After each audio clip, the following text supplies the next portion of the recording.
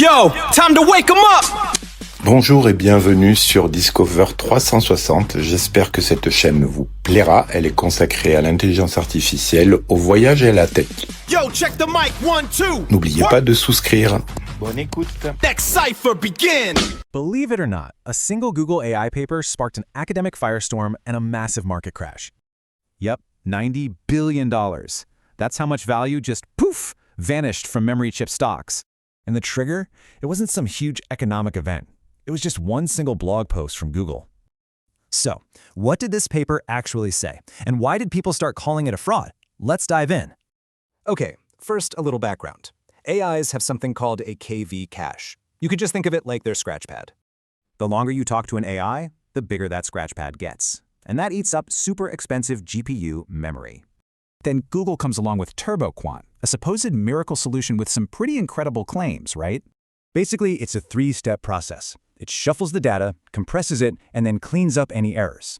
But the hype didn't last long. Just 2 days later, another researcher dropped a 10,000-word bombshell. Accusation number 1, he said Google's team straight up used his core method without giving him any credit. Plus, he claimed they called his own work suboptimal, when he actually had proof it was the best method. But here's the kicker. The benchmark was totally rigged. They basically tested his code with one hand tied behind its back. When the paper first dropped, the open source community was hyped. I mean, you can see it in the comments. So what did they do? Developers everywhere immediately started testing the code themselves to see what was real. And what they found was complicated.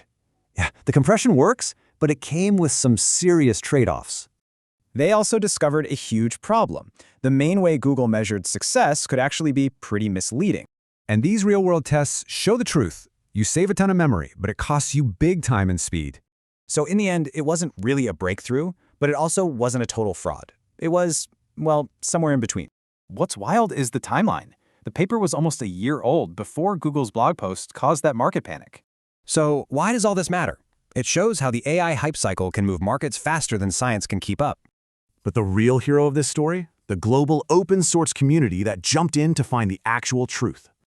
Which leaves us with a huge question. In this massive race for AI, how do we separate the real progress from the hype?